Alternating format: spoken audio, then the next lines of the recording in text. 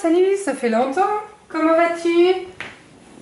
Ah oui, ton bonhomme il dort pas. Aïe, aïe, aïe, ah oui, oui, oui, bah, je te comprends, c'est casse-pied. Bon, les enfants ils sont plus grands, mais c'est pas toujours facile non plus. L'endormissement. S'il y a bien un sujet qui épuise les parents, c'est celui-là. Que ce soit du côté des bébés,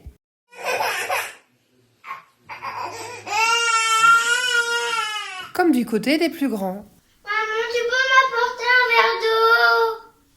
Mais maman, pourquoi vous dormez pas? C'est l'heure de dormir, on a dit. La bonne nouvelle est que tous les enfants ont les compétences nécessaires pour apprendre à s'endormir sereinement, même les vôtres. Ma mère, elle n'arrête pas de dire que je devrais les laisser pleurer parce qu'ils font que me tester, mais moi je crois que c'est vraiment dur pour eux, hein, ils font pas semblant. Mais qu'est-ce qui se passe dans leur tête quand ils sont comme ça? Il y a différentes raisons pour que les enfants peuvent avoir du mal à s'endormir. Parfois, les difficultés sont juste passagères. C'est lié au fait que les enfants grandissent et comprennent plus de choses sur le monde qui les entoure. C'est chouette qu'ils grandissent, mais en même temps, cela crée de nouvelles peurs et un tas de nouvelles questions. De même, il y a tout un tas de choses qui arrivent dans la vie des enfants et qui ont besoin d'être digérées. À ces moments-là, les enfants ont particulièrement besoin de la présence, de la compréhension et de la patience de leurs parents. Cela leur permet de trouver des réponses rassurantes jusqu'à ce que le sommeil redevienne normal. Parfois, les difficultés d'endormissement sont constantes. Et là, il y a surtout deux raisons. Les enfants peuvent ne pas encore avoir découvert que le sommeil est leur ami, qui mérite bien qu'on lui accorde du temps. Alors là, c'est sûr, hein, vu comment ils n'arrêtent pas de trouver plein d'excuses juste pour ne pas devoir aller se coucher, c'est sûr que le sommeil, c'est pas leur ami, hein. Ils peuvent également vivre la séparation avec les parents et de l'activité de la journée comme quelque chose d'insurmontable. Ah oui, t'as l'impression d'être le bourreau de ton enfant quand tu les laisses tout seuls. Je te rassure, t'es pas la seule.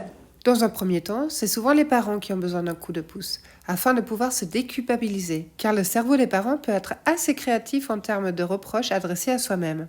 Mais que ce soit bien clair, coucher un enfant quand il est fatigué n'est pas une manière de se débarrasser de lui, mais bien une manière de répondre à ses besoins. Et si cela vous laisse du temps pour vous, tant mieux, profitez-en. Parfois, j'ai qu'une hâte, c'est qu'ils aillent se coucher, et puis quand ils dorment, je m'en veux.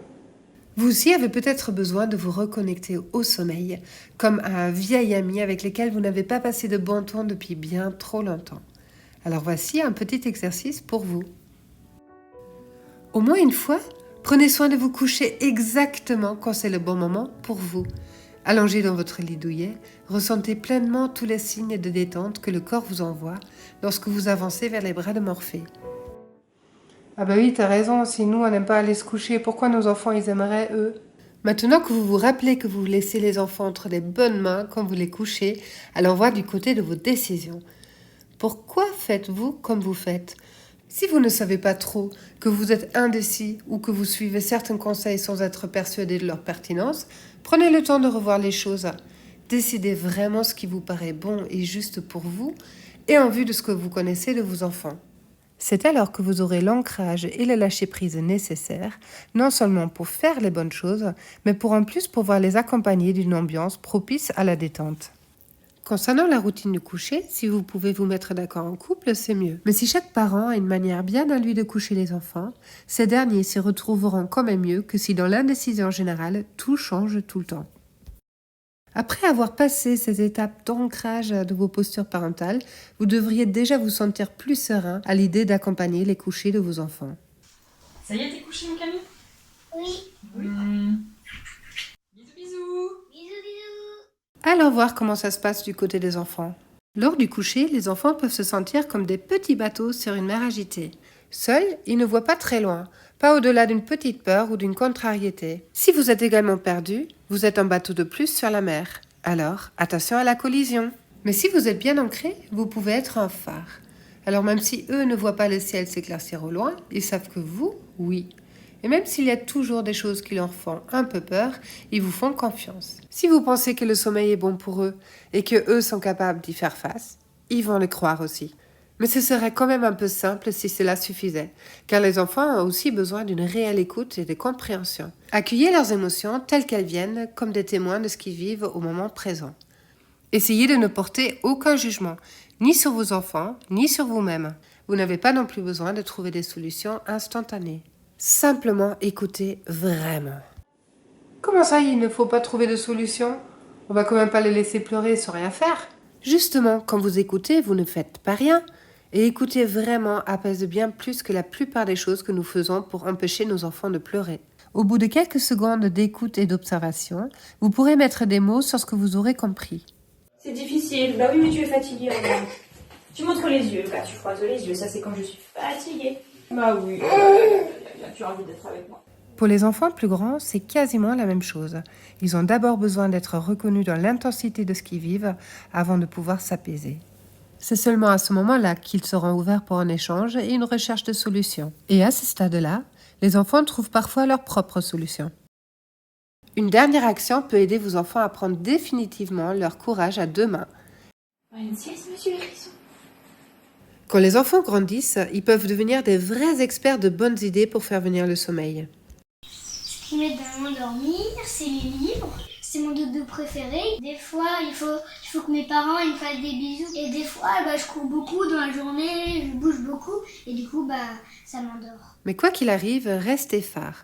Si vous sentez qu'ils s'égarent, aidez-les à ne pas repousser trop longtemps le moment où il n'y aura plus rien d'autre à faire que d'attendre le sommeil.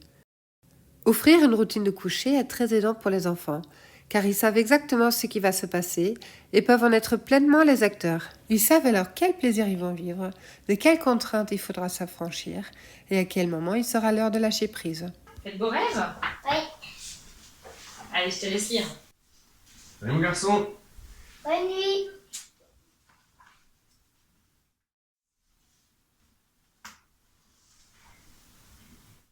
Tout ne se joue pas au moment du coucher des enfants. Ce n'est pas le moment de s'étaler sur des questions anxiogènes ou de répondre à toutes les questions des enfants. Les sujets qui provoquent des émotions fortes s'abordent bien plus sereinement en pleine journée. Donc si vous repérez des sujets d'inquiétude auprès de vos enfants, abordez-les quand ils auront encore tout le temps nécessaire pour passer à autre chose avant de devoir aller se coucher. Il en est de même pour les livres lus avant de dormir. Il vaut mieux relire un livre qui leur plaît et qui les apaise que d'aborder un nouveau livre dont vous ne connaissez pas l'effet. Je me réjouis déjà de lire 50 fois le même livre. Avec des parents plus sereins, des enfants mieux entendus et une routine de coucher bien déterminée, les difficultés d'endormissement se résolvent le plus souvent comme par magie. Quelquefois, il faut patienter un peu plus ou demander l'aide d'un professionnel pour que les choses rentrent dans l'ordre. Mais soyez-en sûrs, tous les enfants ont les capacités pour y arriver. Et Mehdi, ça fait tout un moment qu'on discute là et ton bonhomme il t'a toujours pas réclamé? C'est qu'il dort bien finalement. Merci beaucoup d'avoir regardé cette vidéo jusqu'au bout. Si vous l'avez aimée, n'hésitez pas à la liker, la commenter, la partager. Je suis Simone Nissan, accompagnatrice à la parentalité. Je me ferai un vrai plaisir de répondre à tous vos commentaires.